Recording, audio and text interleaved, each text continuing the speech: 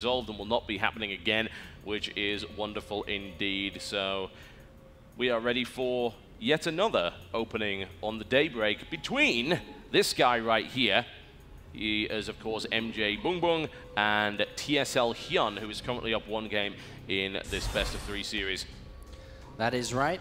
Bit of an issue, but as mentioned, is resolved as we can move on to this map, which we've talked a lot about. We have. Depending on, I'm pretty sure, actually, thinking about it, we will see the exact same again. Yeah, most likely. 3 times in a row. So initially, early on, just for anybody that may have tuned in just now, when we started, we saw Bboong go for the spawning pool into hatchery, and HyuN went for hatchery first. We'll see if there's any deviations made. I really don't think there will be. I think they will just want to, go back in time and get to where that we were when we initially started this off. Yeah, it seems very unlikely, and it's not even just a case of an honor code really between the two players. It's more of a case of we know what build we want to do, and we've got this strategy thought out in our head. I'm not just going to change it now just because maybe can get this little advantage because I happen to know what my opponent went last game, who may very well not go the same way this game. It's just silly, and most of these guys are going to play it safe. Basic strategy, very appropriate here in Vegas, and both of these guys are going to start off. We're going to have HyuN with the hatchery first, and the earlier gas versus spawning pool into hatchery, and then we'll see a later gas here from Bboong. Yeah, so exactly the same.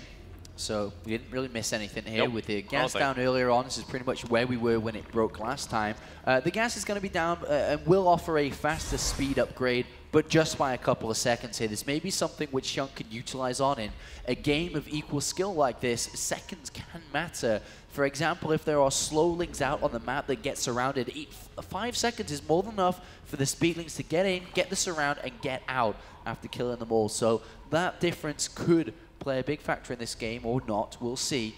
But we are seeing gas come down from Bboong, so it's not too big of a difference. In the first game, of course, Bboong was the aggressor with the 9 pool. But this time around, since we do have that earlier gas, there's a possibility of aggression, but there's also the possibility that there won't be. And more to the point that this map is very, very large indeed. Bboong will, of course, hopefully not make the same mistake that he did in the previous game, whereby he spotted the speed upgrade, yet allowed his lings to be surrounded after that, after continuing to push forward rather than retreat. I'm intrigued to see where this goes. The first map was basically just won by lings alone, so hopefully we'll see a little bit more tech coming out of these guys. And of course, they are in quite a difficult bracket, actually. Players within their bracket, Crater moved on to round 2, who could face up against Nurchio already. And the winner of Nurchio versus Crater could go on to play the winner of this. And then above that again, there's Tasia waiting. So a very difficult bracket, this one for sure. And well, ultimate performances have to come out here in such a stacked and powerful tournament. That's a very early layer coming out right here for HyuN, utilizing the gas to immediately go to that rather than using it for aggression. Gets a little bit of map control with the speedlings, doesn't overcommit to it, going straight to lair. Now, usually in old school Zerg versus Zerg, I'd have said, almost 100% of the time it's probably either Speed Roach or Mutalisk. But in this case, the matchup has evolved quite a bit, so where do you reckon this is going? I'm pretty sure to be Spire play. It can, on the off chance, be Infestors, but when you go for the layer so fast early here, yeah, you're cutting a lot of corners here. You obviously get the layer out faster. We'll see, though, as the gas is relatively lined up towards 200, but he just built a Bailing Nest, which pushes it a little bit away from Spire play, but at the same time, there's aggression coming, so he needs the Bailing Nest down because he doesn't have anything. He rushed up to layer here. He doesn't have a spine. He doesn't have lings out, and basically, he's being punished indirectly. Bboong doesn't know that this is coming, but he's going to punish it now, and as we can see, this has put HyuN in a very difficult position. It could very well be a cancellation on the Bailing Nest potentially, but he wants to do economic damage initially, takes down 1, gets a nice little surround there on the remainder of the lings and grabs them just as they come out here. Good control so far here from Bboong. Is it enough? And the drones now drone drill their way into the fight.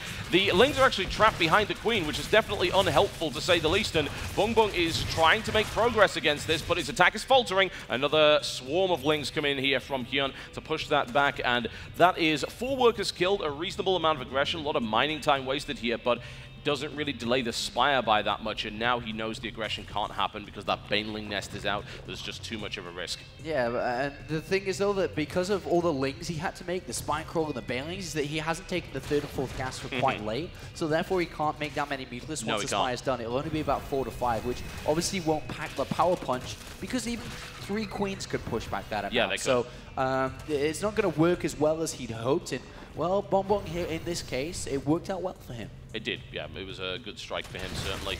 And we will see where that goes. In the meantime, we've got +1 ranged weapon coming in. Roach Warren is up here for Bboong, so we could just see that Roach Infestor style of play. He's going up to Lair right now, and he's going double Lair right. Nope. Yeah, I was going to say, there was no actual reason to do that. But we've got another attempted wrong by here from Bboong, but he meets up with a couple of Banelings, knows this is not so great an idea at the moment, and there's that Mutalisk count, which is not exactly very high, as you pointed out. He's got the gas, he's actually a little bit mineral starved. He's going to add another one on. He can get 2 more Mutalisks, bring himself up to a total of 7. Yeah, he'll want to aim for about between 9 and 12 usually, and then he'll want to tech switch away from this. I don't think he'll stay heavily into this, because what we'll see now, with the Lair finishing up here for Bboong, is that he's going to go straight over to Infestors. Therefore, the Spire and the Mutalisks only have a certain amount of time to be useful in this game, because once Pathogen Glands is done, once the Infestors are out, combined with Queens, they're not going to do anything.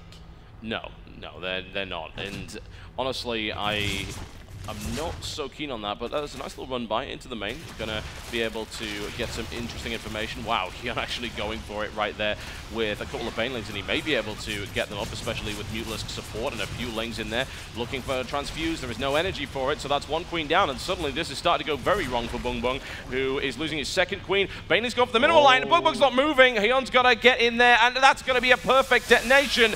Nicely done there by HyuN. That's a lot of damage, and these Mutalisks are going to town, whereas really with that number that shouldn't have happened. That shouldn't have happened, but the difference is because the Lings got in there that just made this so much more difficult to deal with, and now he's on top of his opponent. Roaches are going across the map as well, but there are Lings, Spines, and Bings ready to push them back. Another Queen shall fall. We haven't seen any Infestors even close to coming out here, and well, HyuN is dominating this game from what it seemed like shouldn't have happened as easily. No, and he has no answer now to these Mutalisks, and this attempt with the Roaches is just not going to work out. They're too injured, they're cut off from any kind of support, and this could be the GG coming up immediately here. Bboong will try and hold on because he doesn't want to go down to the lower bracket so quickly, but I don't think he's going to have much of a choice at this stage. That Roach attack has been repulsed. These Mutalisks are still in the natural, doing horrendous damage to whatever pops out. He doesn't have any kind of AA. He's going to try and hold on to get Infestors out, but I'm not sure if he's going to live that long. Yeah, even if the Infestors pop out here, I mean, the Mutalisks can spread and still bring them down. There's no Borrow to hide. There's Lings coming across as well, and HyuN has just nailed it down. He got Lings in there when they shouldn't have been able to, which gave him an edge fighting against the Queens. And as we can see, the Infestors about to pop out, but with Lings coming. GG. 2-0 from the 14-win streak IPL hero in his home tournament. Looking good, 2-0. Strong start there for him, no question about that. And losing Zerg versus Zerg so early on would be unfortunate for HyuN, but it has been unfortunate for Bboong. He's not looking happy about that at all. Can't really blame him. He's going down to the lower bracket, and that's where the Sharks live, Apollo. You don't want to go there so early on. That's such a hard road to go through. And Bboong will continue to fight, but HyuN takes a relatively easy 2-0 coming in, and will go on to the next round. Yes, that's right. He'll go on to the next round, where results just came in. Right now, is Nurcho actually lost 1-2 to Leia there in that game. So Crater goes up against Leia in the PvP game, and HyuN moves on to play the winner of that. I mean, that actual result is actually kind of surprising. And Leia's good, but Nurcho is considered to be one of the best foreigners in the world. Losing that matchup was not a good start for Nurcho at all. Absolutely disastrous. Have to wonder if Nurcho was perhaps just focusing on the GSL World Championship. But even then, I don't think many people could have predicted that outcome, so a really strong start there for Leia. That is right, a good start for them, and of course a good start for HyuN.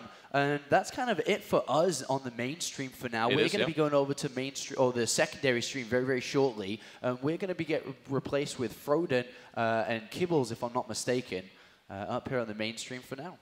Absolutely, and this is, of course, IPL 5. Thank you very much to the sponsors for providing us. Coming up next is, wow, yeah, what a great, great game that's going to be. Well, you guys are in for a treat, Oh, aren't you? yes. Stefano Hero so early on in this tournament. That's how stacked IPL 5 is. This Round happens 2. all the time, and it's only going to get more ridiculous as we go on further into this tournament. That's right, guys. So definitely stay tuned. That game will be happening very, very shortly for you here.